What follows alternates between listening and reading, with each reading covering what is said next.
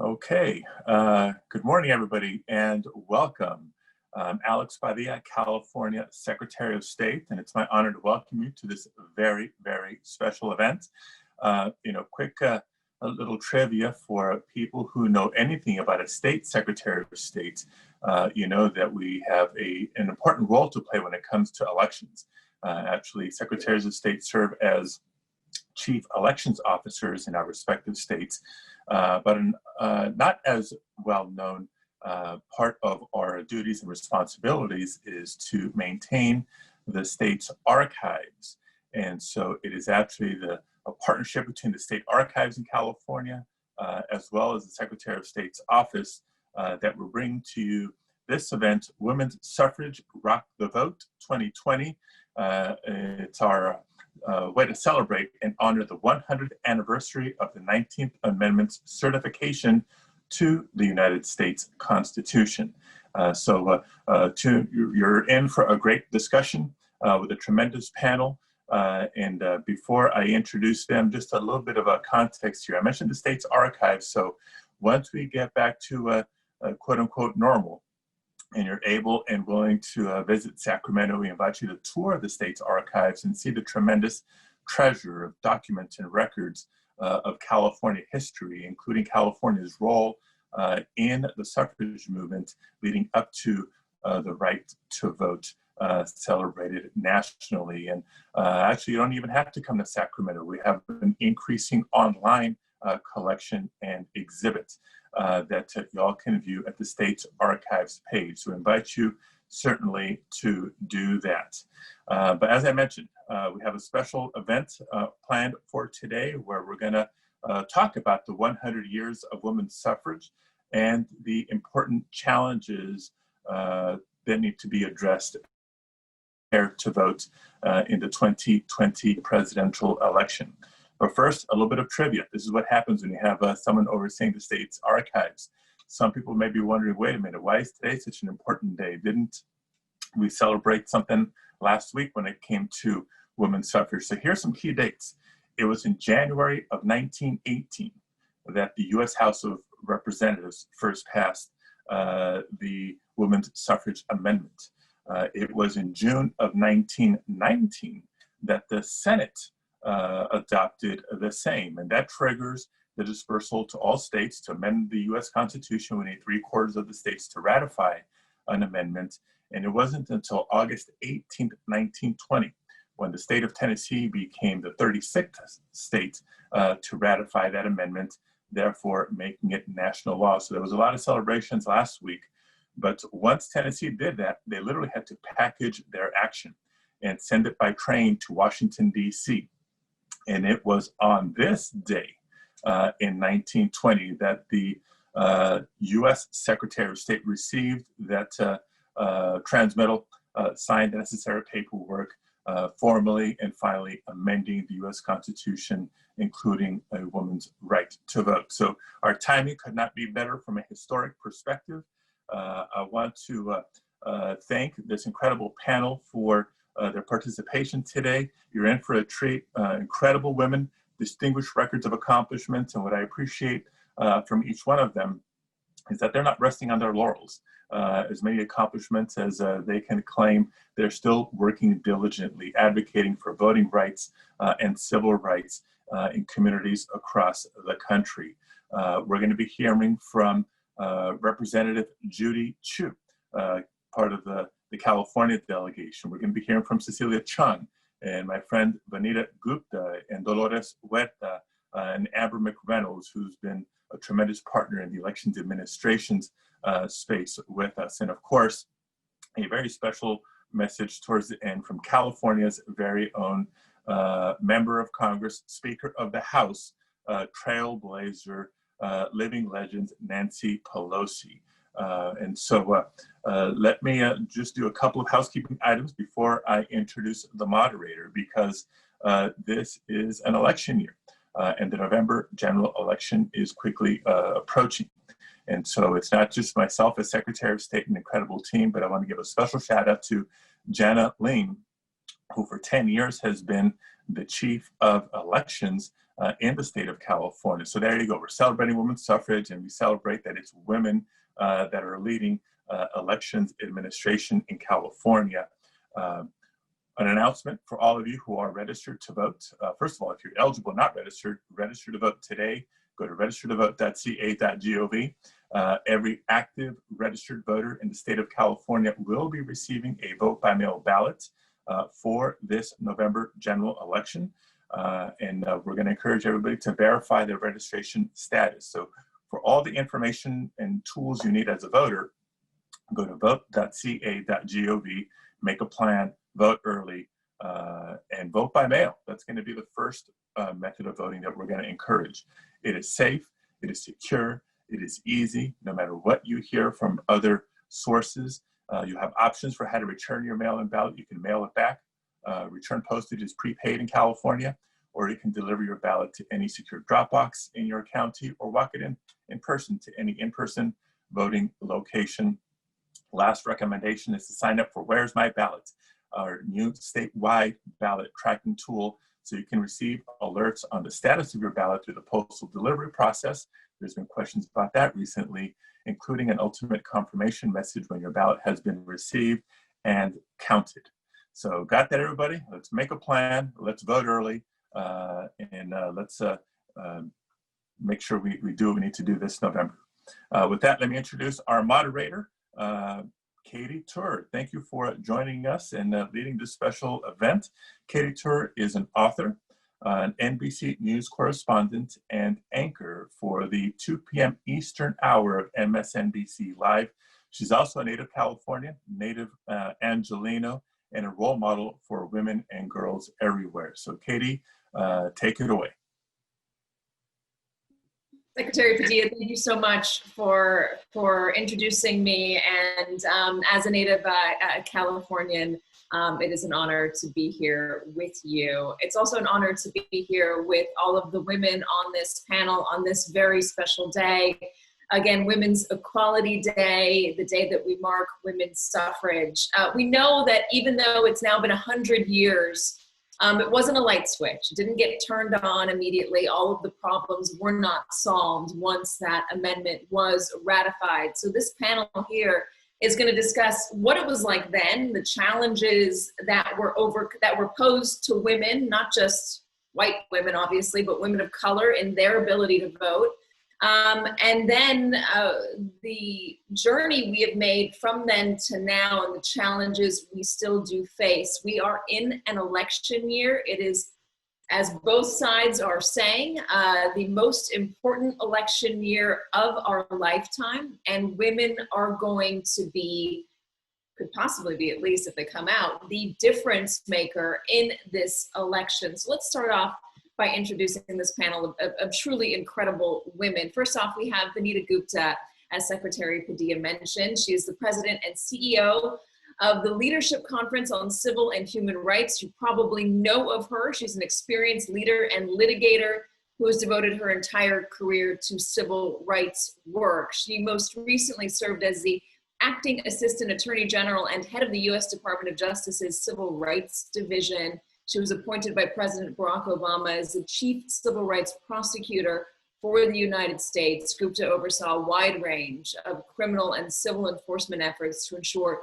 equal justice and protect equal opportunity for all. She's also a frequent guest on MSNBC, and we appreciate that.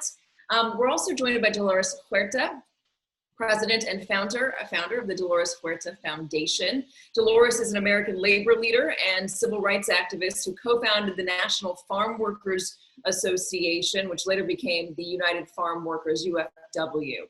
Huerta has received numerous awards for her community service and advocacy for workers, immigrants, and women's rights, including the Eugene V. Debs Foundation Outstanding American Award, the United States Presidential Eleanor Roosevelt Award for Human Rights, and the Presidential Medal of Freedom. It's certainly an honor to be here with you, Dolores. Not many people get that high of an honor. She was the first Latina inducted to the National Women's Hall of Fame in 1993, and she is the originator of a phrase that we all know so well, si se puede. Hope my accent didn't mangle that. I haven't been in California for a long time. Also, we have Cecilia Chung, Director of Evaluation and Strategic Initiatives at the Transgender Law Center. Cecilia is nationally recognized as an advocate for human rights, social justice, health equality, and LGBT equality. She was the former chair of the San Francisco Human Rights Commission and is currently serving on the Health Commission. Cecilia has been working tirelessly on the local, national, and international levels to improve access to treatment for transgender people and people living with HIV, and to erase the stigma and discrimination through education, policy, advocacy, and visibility. Cecilia has been a fighter throughout her entire life. She is a remarkable woman. We are so happy to have you here as well, Cecilia. Also, Congressmember Judy Chu. She was elected to the House of U.S. Representatives in July 2009. She represents the 27th Congressional District, which includes Pasadena and the West San Gabriel Valley of Southern California, home to some of the best food in the entire state of California. Representative Chu currently serves on the powerful House Ways and Means Committee, which has jurisdiction over legislation pertaining to taxes, revenues, Social Security, and Medicare. In that committee, Representative Chu is a member of the Subcommittee on Health, giving her oversight over healthcare reform and crucial safety net programs, worker and family support, and oversight. In 2009, she became the first Chinese American woman elected to Congress in history. Healthcare is such an important policy issue for this election, especially as so many people are losing their healthcare because they're losing their jobs during this pandemic. So Congressmember Chu, thank you so much for joining us as well. And our final panelist is Amber McReynolds. She's the CEO of Vote at Home. Amber is one of the country's leading experts on election administration and policy, and the co-author of the book, When Women Vote. She's now serving the National Vote at Home. Amber is the former director of elections for Denver, Colorado, where she transformed the elections division into a national and international award-winning office. They do vote by mail successfully in that state. There is no instances of significant fraud, despite what people might say. So our panel also will conclude, Amber, thank you for being here. Our panel will also conclude, as Secretary Padilla mentioned, with closing remarks from Speaker Nancy Pelosi, the very first woman to be elected Speaker of the House. She will join us a little bit later. It is certainly an honor to have her here on this day as well. So let us begin opening this up for conversation.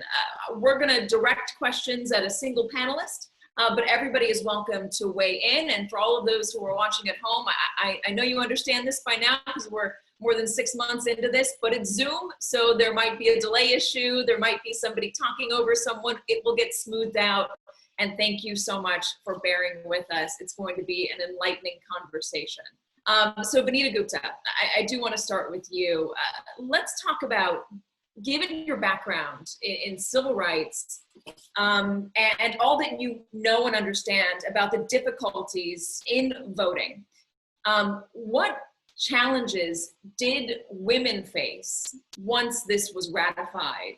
I said it wasn't like turning on a light switch. How so? Well, first, let me just say, Secretary Padilla, thank you for inviting all of us to do this. It is quite an all-star lineup. And Katie, thank you so much for moderating. Like so many rights that we have achieved in this country, the 19th Amendment, that guaranteed the right to vote for women, was a very long fought for right. There was a lot of relationship between the effort for abolishing slavery and the women's suffrage movement, although with a lot of also tense racial dynamics that I think are important to be named. But when the 19th Amendment actually passed, it wasn't like the 19th Amendment eviscerated systemic racism or white supremacy, voter suppression and intimidation. These things were still too much a feature of our country, and Black women and women of color weren't able to fully participate in the political process really until the passage of the Voting Rights Act in 1965. And, you know, another kind of detail that sometimes is overlooked is that shortly after the 19th Amendment was passed, many states passed laws that actually prohibited Mexican, Chinese, and Native American women from voting. And so there's been a long kind of, you know, story that needs to be told. I think increasingly it is being told that the women's suffrage movement and the achievement of the 19th Amendment, while historic and landmark, was also very much still infused with racial exclusions.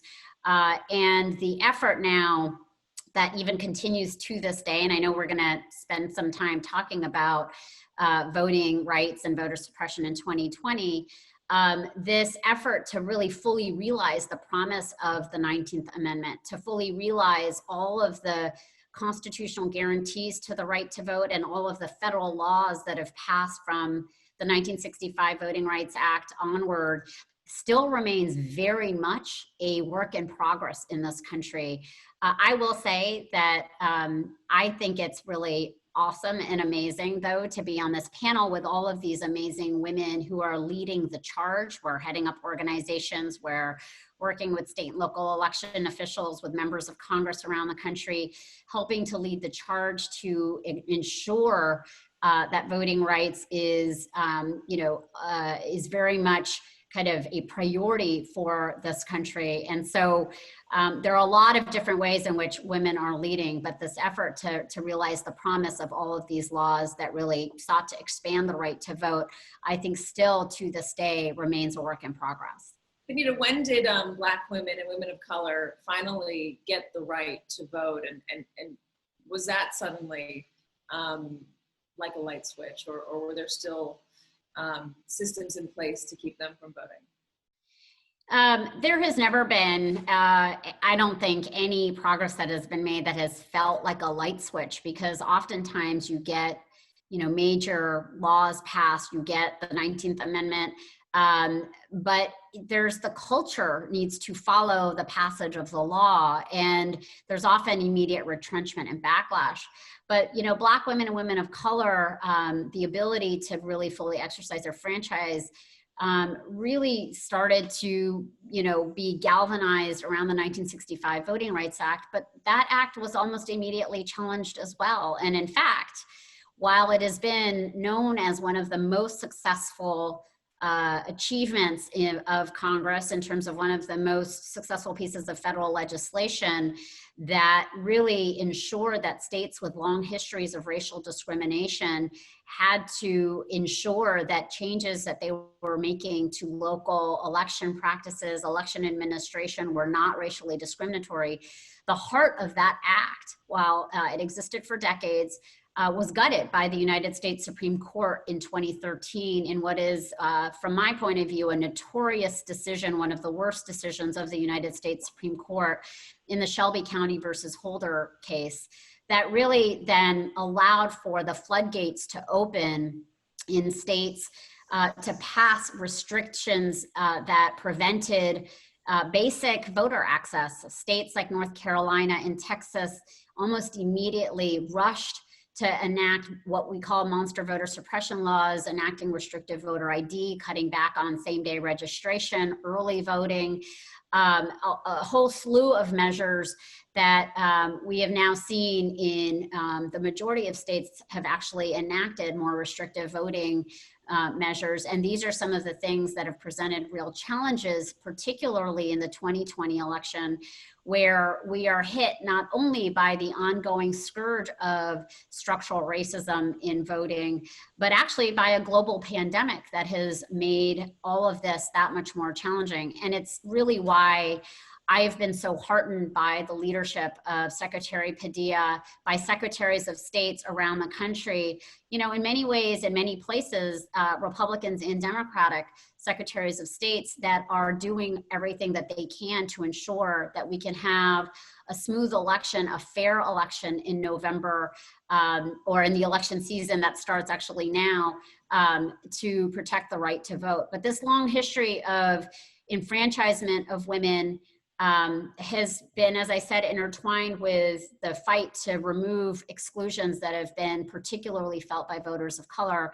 And for Black women and women of color who sit at the intersection of that, that history has been, has been one that has really shaped the course of voting rights in this country. I do want to get into what's the barriers that are in place for this November and how they can be overcome individually if they're not going to be overcome systematically before November. But I want to go to Dolores for a moment. And Dolores, I want to ask you what it was like for Latino women back in 1920 who were trying to vote.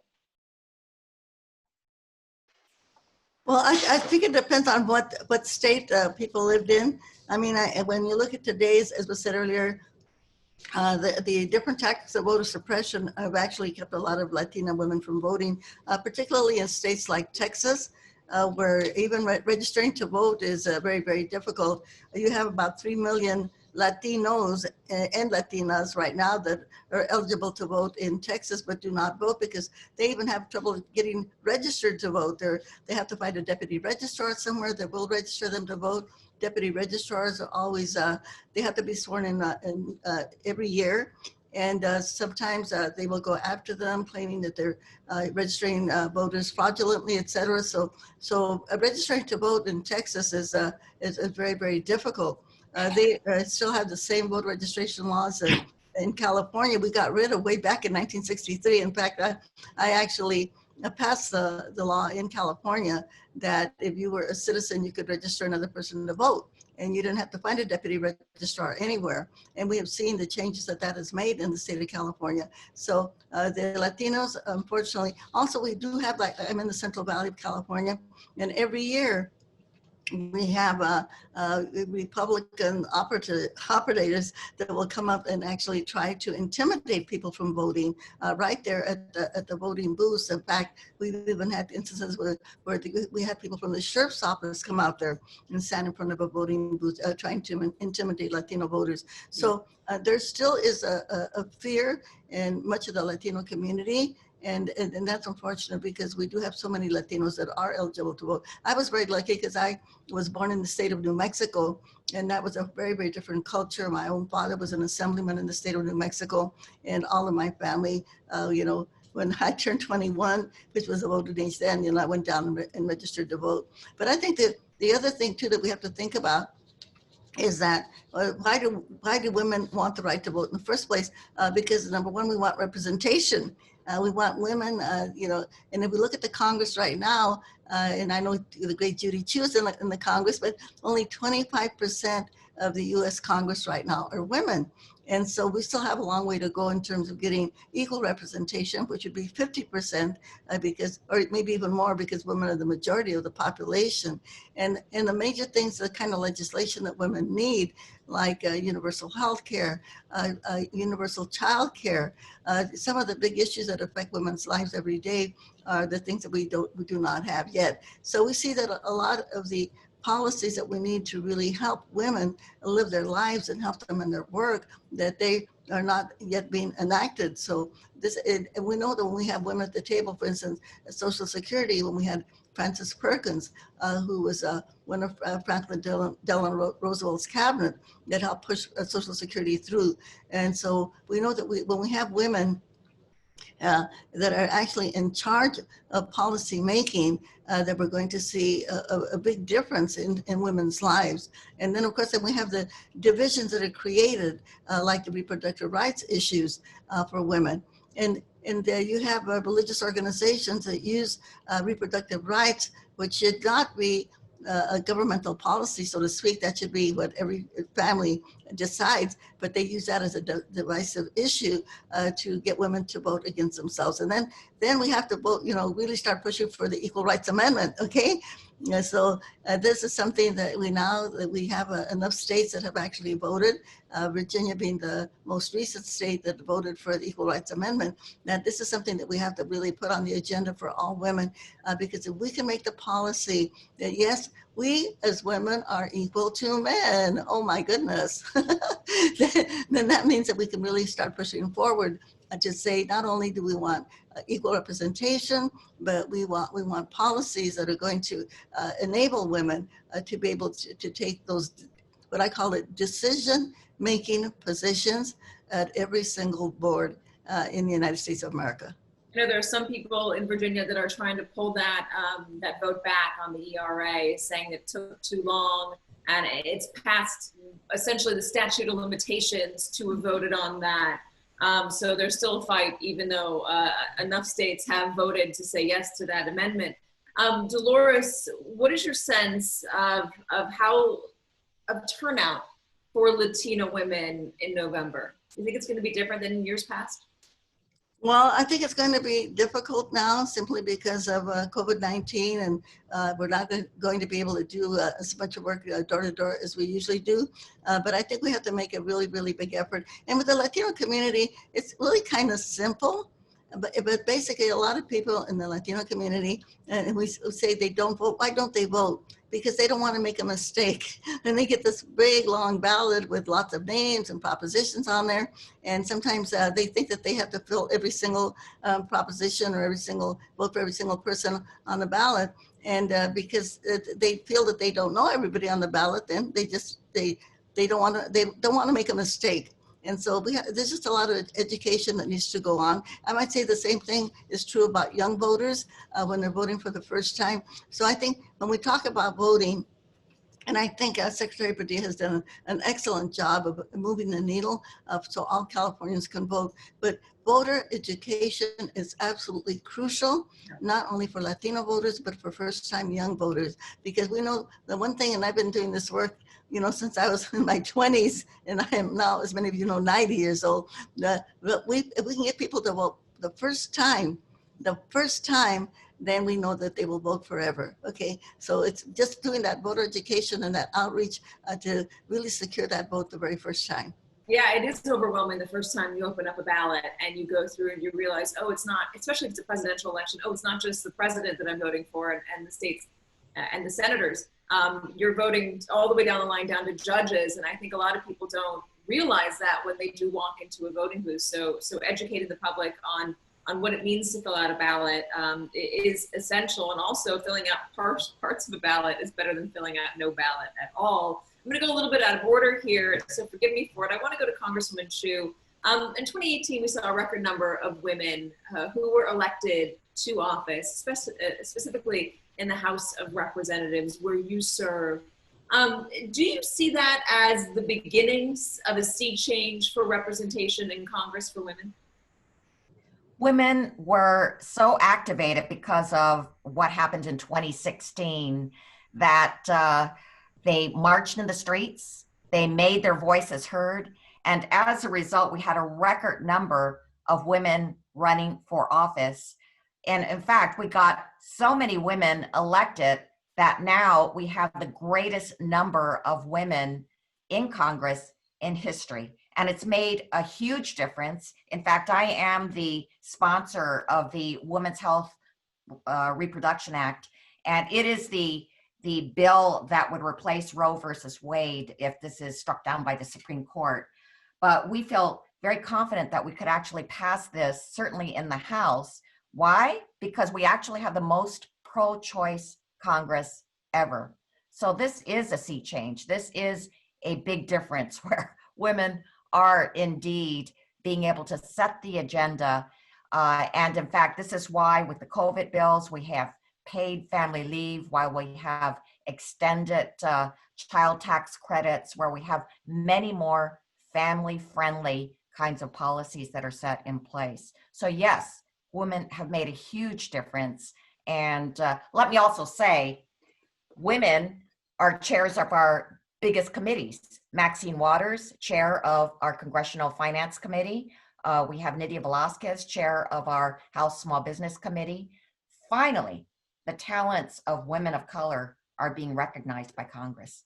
You know, paid parental leave is an issue that I've advocated for. Coming back from maternity leave, I realized how difficult it was in the first weeks and months of having a baby, and how fundamental it was not just for me to have time off as a mother, but for my partner, for Tony to have time off as well, my husband, in order to help just with the adjustment and the bonding with our new child, but also to help me recover from what is at its core a traumatic event, giving birth. And I think that is something that people are starting to realize, that it's not just about the mom getting time off, it's that both parents getting to be there in order to build the foundation for the household. And that goes a long way after that to make sure that women are equal in all walks of life, at home in terms of housework and raising the child, but also in the workplace. If women aren't the only ones taking time off and then potentially sacrificing promotions and raises, etc.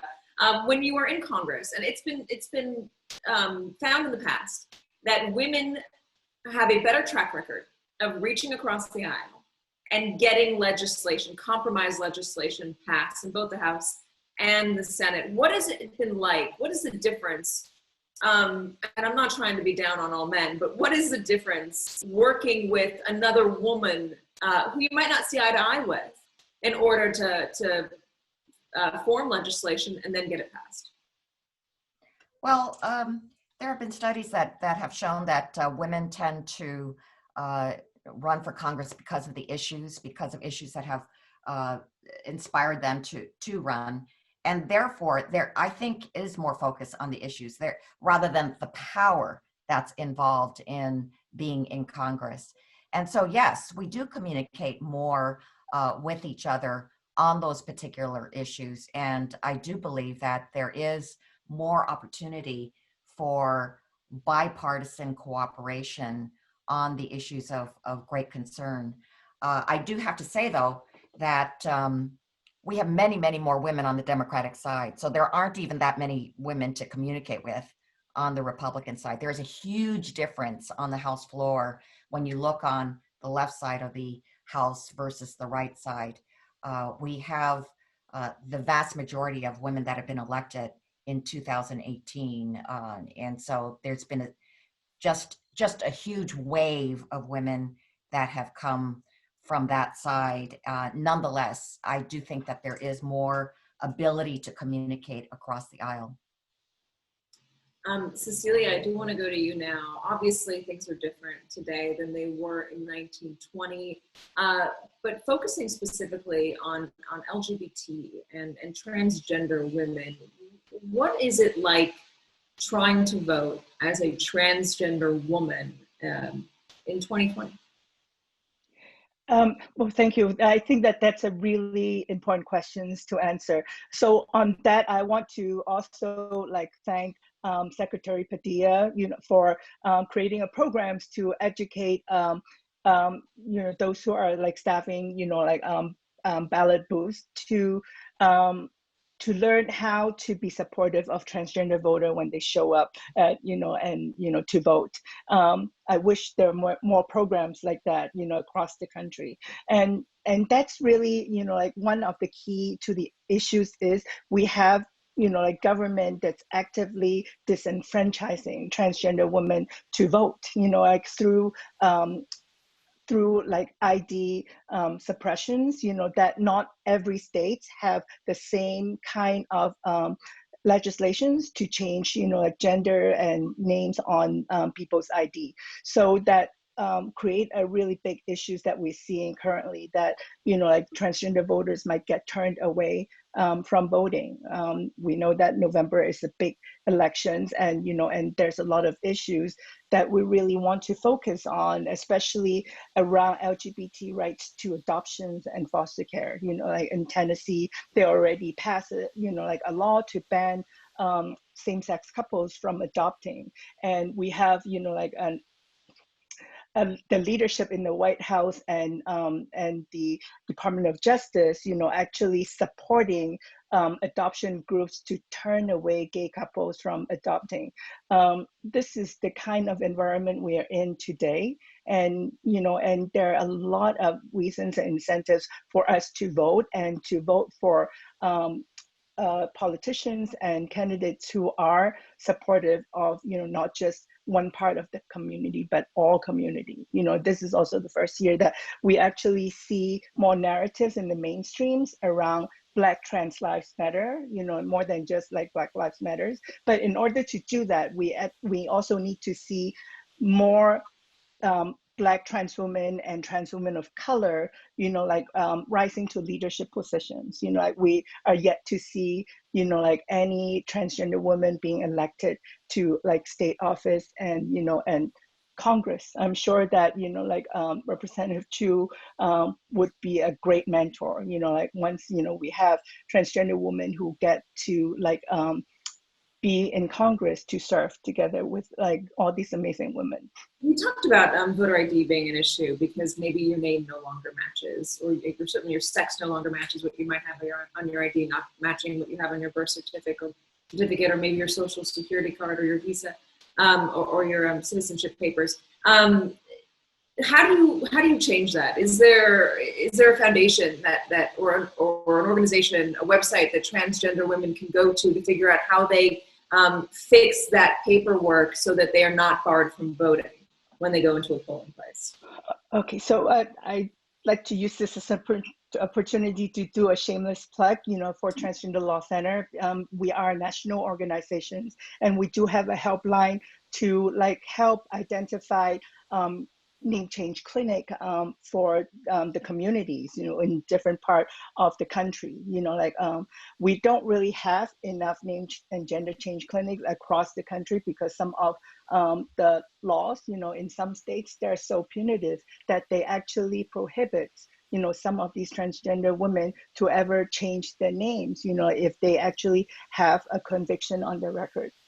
So there's a lot of things that needs to be changed. But for those who actually have laws in their states that support name and gender change, we'd be more than happy to like refer them, to the right resources.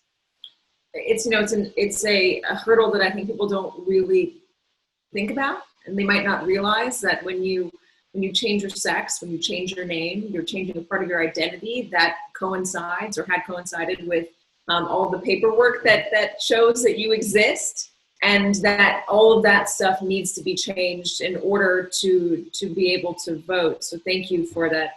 You called it a shameless plug. I would just say it's an informative plug. So Cecilia, thank you. Amber, let's talk about voting by mail. Colorado successfully does voting by mail. We are a country that ranks 122nd in the world when it comes to voter turnout. That is shameful. We had a little bit over 50% of the country's registered voters voting in 2016. How do we get more people to vote? How do we get more women to vote so there is better representation in our halls of government? Well, thanks, Katie, for the question. And it's great to be here with so many women that I admire greatly and the work that they're doing around the country and have done to improve our democracy. I truly believe the movement of our time is now to ensure that all voters have equitable, fair, accessible access to the voting process. And the fact is, and luckily, we know what works. The states with the highest turnout have consistencies in their laws on the books. They've streamlined the voter transaction, as I like to call it. When you register to vote, you are requesting your ballot, and now in California, and that's what we did in Colorado. So we very much created more of an opt-out system as opposed to an opt-in system, which exists around the country. So your ballot arrives before each and every election. Colorado ranks in the top states for turnout now, ever since we've passed that legislation. And then we covered other bases. So some of the other barriers that people face are missing voter registration deadlines. So Colorado went with same-day registration. We have an automatic registration process. We also were the creators of vote centers, where you can go to any location. You're not confined to the government-assigned polling place on one day. And the results have been incredible. We've reduced lines, we've increased turnout, we've actually reduced costs. And now that model is being replicated around the country. And as you mentioned, turnout in the United States is frankly abysmal. In 2016, it was a record year. About 60% of eligible voters that year cast a ballot, and that means that 100 million people did not vote in 2016. And if did not vote was on the ballot, did not vote would have won in a landslide. And when we asked those people, and when those individuals that didn't vote were surveyed across all different partisan perspectives, across all different demographics, the most common issue was inconvenience, missed a deadline, couldn't stand in line for 4 hours with their small children. I'm a single mom and I have 2 elementary kids. I can't imagine what many parents with small kids go through when they show up and there's a 6 or 7 hour line. And we've seen those things happen in 2020, this year. So we know what works. And so what I think the important thing is that we leverage what we know works in many states, and we work to improve the voter transaction and put voters first. This is what I talk about a lot. That was the approach we used in Colorado, that we wanted to design a system that put voters first, just like putting customers first. If you're a business, you want to put voters first and make sure that you provide opportunities for every single elector, regardless of what their personal circumstances might be, regardless of whether or not they're working 3 jobs and going to school at night. You have access to vote on your own time across the state. And now in lots of states, in California, amazingly, has adopted all of these same provisions I'm just talking about here, and really prepared for this election in an unprecedented way to ensure voters do have a safe voting experience. There was one image from the special election or primary in Atlanta that is seared into my brain from just, I guess, a couple months ago. It was a mom with her, had to be 6, 7, 8-month-old baby in her arms, sitting on a lawn chair in line, in rain with the umbrella overhead, and waiting for hours in Atlanta to try and cast her vote. It doesn't need to be this hard. When we think about why turnout is so low, a lot of people will cite, not disenfranchisement, but they'll cite a belief that their vote doesn't matter. That they're not really invested in the system because the system's not really going to be working for them. Nothing's going to change. Is it about that apathy, or is it more about access, easy access to being able to vote? It's more about access, actually. So when those 100 million people, for instance, that didn't vote in 2016 were surveyed, close to 40% indicated they missed a deadline. It was inconvenient. They couldn't get off work. They couldn't wait in line that long. And you mentioned the down ballot races and the complicated ballots where people don't know what's on their ballot, and then they show up and they're not sure how to make decisions in a small voting booth. And just to share, like, the experience that I have every time, which is very much about civics for my kids. My ballot comes and my kids are 7 and 9. They know every time that it's here. They come in and they say, "Mom, when are we going to start working on your ballot?" And we sit down together. It takes me 3 days to do this, but we sit down together. They read the candidates and issues to me. They say things like, "Mom, what does governor do? What does House District 9 mean? And what are these judges? Is this like grandpa?" Because their grandpa's a judge. And so we talk about all of this, and they walk through it, and then we go walk down to the park and drop my ballot off in at the rec center location in the secure drop box. And so I know, and this happens every single election, I do this with them. They're excited about it. They're 7 and 9, and they can't wait to vote. And I've created these lifelong civically minded voters. And as part of that voting at home experience, like, we'd never be able to do that in a polling booth. Like, that would never happen that way. And we've also seen significant increases in turnout for down ballot races and ballot issues because people have more time, a laptop in hand, or can talk to friends or family about everything that's on their ballot. And it's more connective, frankly, to have an experience like that and make that long term and really talk about the importance of the choices you make on your ballot impact your community and your world. And it does matter in a very significant way. And so I think that type of experience is what we need to start replicating elsewhere, not only for all of us to have a better experience, but for future voters to learn how to actually engage in the process. I never had thought about it that way. In November, I was planning on going to my polling booth and voting in person. But now that you talk about being able to sit down and research every single race and take the time to fill out the ballot in the most informed way possible, I think you've just convinced me to request a mail-in ballot here in New York. which I believe just changed the rules to allow that. Vanita, let's end on, because we're coming up close to when we need to introduce Speaker Pelosi, but let's end on the ways in which women as well, can make sure that their vote counts, that they're able to vote in November. If the system isn't going to suddenly change for everybody and make it easier, how can you individually make sure that you will be heard? So I think some of our speakers have said this. There's some key things that everyone needs to do. We need to all have a plan to vote early. Vote as early as possible. If you're going to vote absentee right now, today, check your registration today. You can go to vote.org. There's a lot of different websites. I say vote.org because it's a good one. Go to vote.org, check your registration. It will also tell you by your state how to apply for an absentee ballot. If you get the ballot, fill it out now as soon as you get it. And actually, Katie, you were talking about November. Actually, in a lot of states, you're going to be able to start voting come September. So get your ballot early, fill it out carefully, and then you can track your ballot to make sure in many places that there's no problem with the ballot and that it's going to be counted. If there is a problem, you can decide that you want to cure it somehow, or if you decide you don't want to vote absentee and you want to vote by in person, then go and vote early in person, as early as you can. But voting early is going to be really important because this pandemic is putting unprecedented strain on local and state election officials, on poll workers. And the closer we get to November 3rd, the more strain there will be. So this will actually allow for a more kind of streamlined process. And so that is the number one message. There's also, we can all participate also by signing up to become poll workers.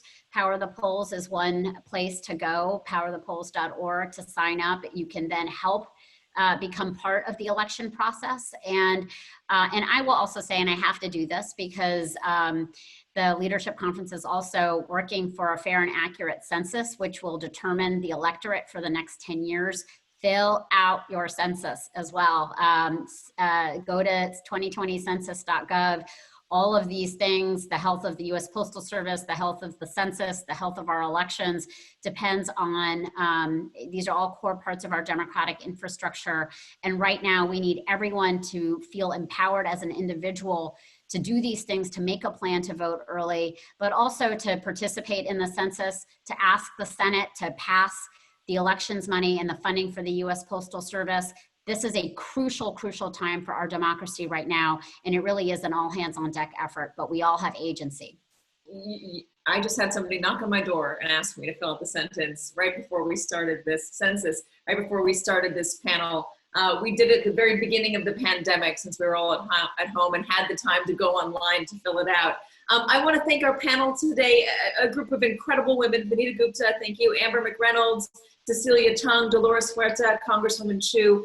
Thank you all for being here and helping us understand where we came from and where we are today. We appreciate it. Now it is my honor, you might have noticed that we had another face pop up onto our screen. The Speaker of the House, Congresswoman Nancy Pelosi. She is the highest ranking female member of Congress in history, the first woman to be elected Speaker of the House once and now twice. And on this, this ratification day, this Women's Suffrage Day, we have no one better than her to close out this panel. So Speaker Pelosi, please take it away. Thank you, Katie. It's an honor to be with all of you. I have on my purple, although it looks like it's coming out blue on the screen, purple and white for Suffragist Day, as we celebrate and understand the shoulders that we stand on. Those women were so brave and courageous. But for a number of years now, we've been observing that in California 1 year ago, because we ratified a year ago our 100th anniversary. And present at all of the observances was Alex Padilla.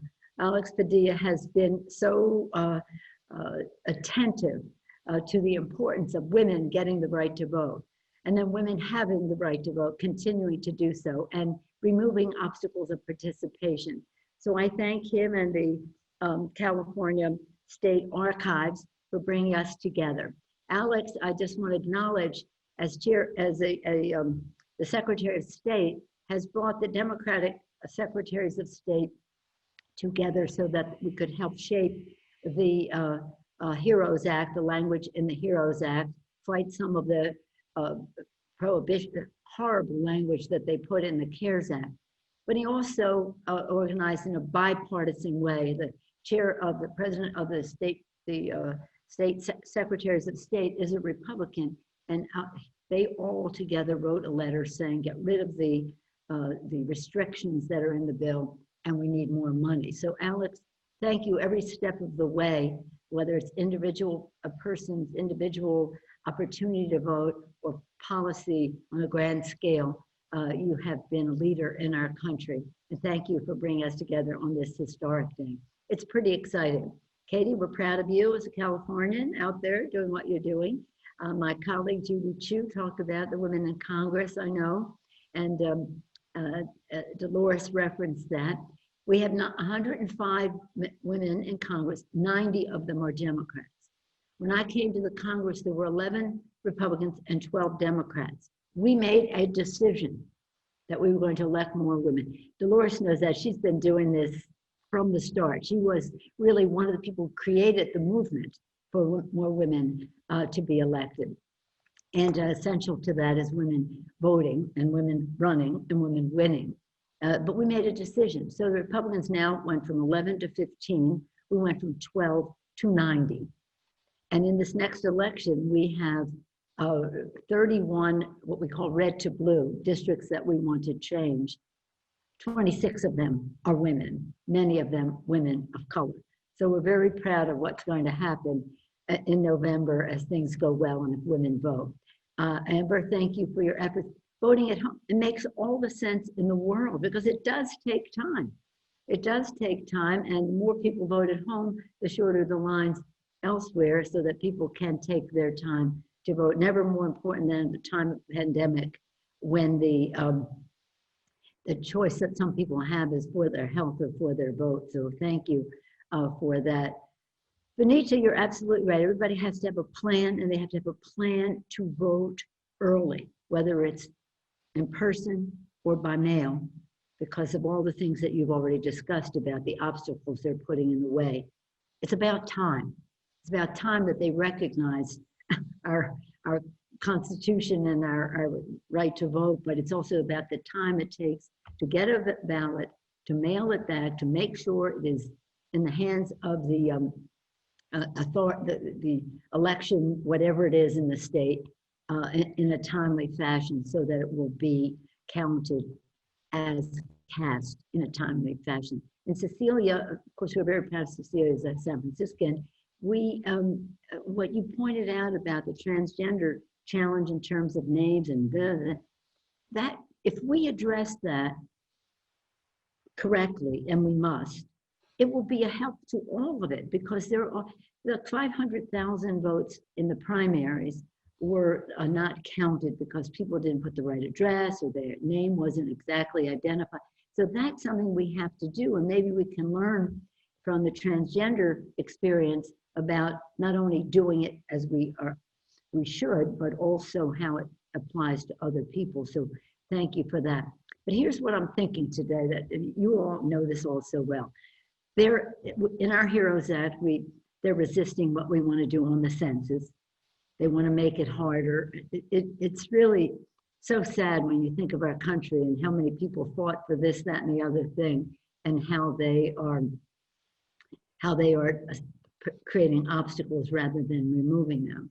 So on the census, we're having a fight. We're having a fight because they want it. Well, you don't need to go into it. We're fighting. We're fighting on the census. But on the voting, the money for the elections, they don't want to do that either. So again, we're fighting them on that. So those two things that Anita pointed out that we should get the Senate to do, they're in the HEROES Act, central to it, but they don't have any interest in doing that. That's why we have to put public pressure on them. But that's why we also have to say, you're not determining this. We're not agonizing over you. We're organizing to defeat you. This isn't a political call, so forgive me for that escaping from my mouth. Here's what I think we have to say. They know that women don't like some of his policies. Who do they want not to vote by mail or in person? Women. So on this anniversary day, when we observe the women having the right to vote, and we try to expand that beyond, as you suggested, not everybody got the credit they deserve for that fight or were included in the manner they should have been after that. As we improve the situation, let's just put it right at their doorstep. You don't want the vote by mail. You don't want the vote at home. You don't want the more polling places in the rest because you don't want women to vote. Because you are getting clobbered by women, because women are so smart when they go to the polls. They're not distracted by whatever it is he has that men are distracted by.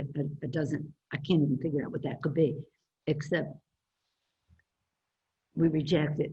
So here we are with this, with all of this going on. Alex, thank you for what you're doing, not only in our state of California, but as an example to the rest of the country.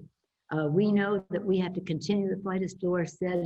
We've only just begun, but fight not only to have more women and people of color in the Congress and other ruling bodies of government, but also to continue the fight from Seneca Falls to Selma to Stonewall. And when we're there, you know, people say, well, when women come to Congress, we'll have more legislation about childcare, and we will, because that is how we're going to unleash the power of women, a big transformative commitment to childcare. And we have $210 billion in our bill for that. I mean, we're thinking big about it. But also, not that we will just also have many more of those family-centric issues get more priority, but that we make the national defense of our country is a woman's issue. And in our house, what we have, as Judy can tell you, is when women come, I want them in a security committee, whether it's veterans or defense or intelligence or appropriations for that or oversight of that, so that women have a security credential. It's also about our economy. Yeah, it's all important for us to be having childcare and healthcare and all those things. They're essential to the strength of our economy. But we want women, Maxine Waters, chair of the Financial Services Committee. Oh my gosh, that is a very big deal. So understand, it's not just about how we do on some of the issues that women know much more about than men. It's about women knowing much more about all of the issues, the security of our country, the economy of our country, the list goes on. And not that we're better than men, but that the diversity of opinion is essential. It's always better that way. So what we want to do is recognize, as I say to the members, our diversity is our strength. Our unity is our power. And right now, we have the power. Women have the power. People of color have the power to win the soul of our country. And to your earlier question, Katie, and that Amber answered so beautifully, a lot of times people don't think, there's a cynicism that they don't think their vote's going to count. And that's exactly what Trump is trying to do right now, is to say, vote by mail, it won't even be counted, and it's all rigged. And he wants to discourage the vote. Don't pay any attention to him. Don't pay any attention to him. That's a victory to him if somebody feels, well, my vote won't count. But in addition to that, one of the biggest deterrents to voting, one of the biggest suppressors of the vote, in addition to their mechanics and all that, is the role of big, dark, special interest money in politics. It strangles the airways, suffocates the airways with their untruths. How are we going to have climate change if big oil, the fossil fuel industry dominates the airways with misrepresentation? How are we going to have gun safety if the gun industry misrepresents their point of view on TV and suffocates the airways? And people are like, I'm confused that so then it suppresses the vote. But, and I will conclude with this, we know what their game book looks like, not their play book, but their game book, what they have in there. And now they're even telling us, because we thought, we're telling people, sub rosa, understand this, they're going to have law enforcement people at the polls, or even if they aren't, they're going to look like ICE agents. So Dolores, if you're from a mixed status family, and you're standing in line and some ICE looking guy is standing there, you might decide just to go home rather than vote and be followed by him or by her. Now, but they're saying it now publicly. They're saying we're going to have police, law enforcement, we're going to have U.S. attorneys. This is against the law. You can't do this. This is repressing the vote. So, but they will do anything because they cannot win on the natural. So they have to steal, lie, cheat, and steal. This wasn't how we thought we were celebrating this anniversary. But the fact is that we have an opportunity standing on the shoulder of those suffragists. And when they won, the headline said, "Women given the right to vote." Get out of here. They weren't given anything, right? History tells us they fought, they were ostracized by their families, they fought, they were starved, they starved, all kinds of things. For us to have this opportunity right now today to make sure that somebody like, what's his name, at 1600 Pennsylvania Avenue for the moment, is not deterring that vote. But as we do so, it's not just about women, it's about women, people of color, women of color. When women vote, women win. That means women in elective office, but also it means women on what we care about for our country. And that's not confined by what somebody else might call women's issue. It's about if and when we would go to war. Issues of that magnitude are women's issues. So I thank you for the wisdom that you all conveyed here, the practical guidance, whether it's for transgenders, whether it's for voting early, whether how to vote at home and make it a family affair. Dolores just always lifting us to our purpose and duty, very instrumental in the Congress and in the community of California and the country, really, on how we make sure people know what is at stake in the election and how we're going to remove all obstacles to their participation, and that we will not have any doubt as to who has won the election. And I'm not allowed to say we will win the House, we will win the Senate, we will win the White House. Well, I said it anyway. The Speaker is allowed sort of a momentary, just a small percentage of her comments to be political.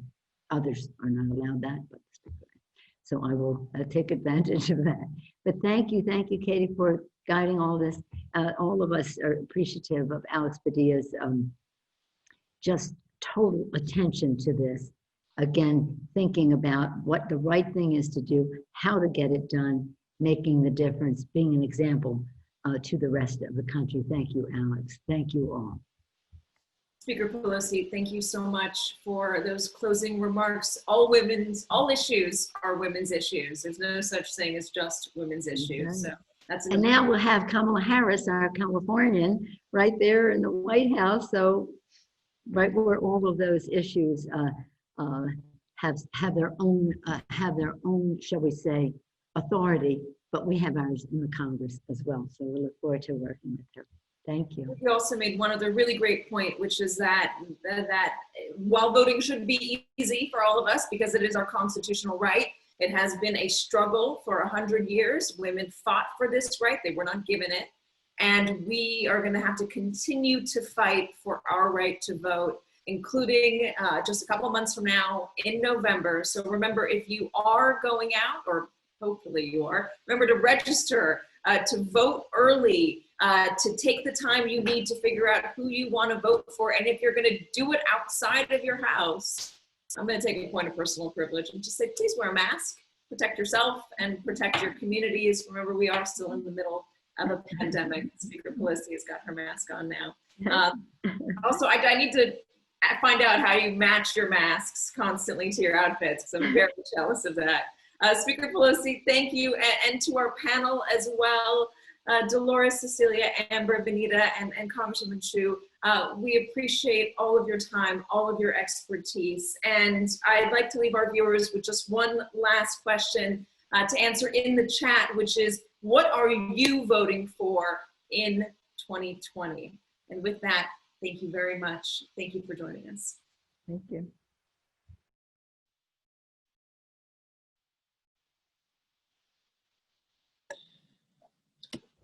All right, we are good. Thank you so much, everybody. That was great. I've got a show to do. Speaker Pelosi, come join us sometime. Okay, I look forward to it. Thank you, Katie. Thank you guys so much. Thank you. See you later. Everyone. Thank you, everyone. Thank you, everyone. Great video.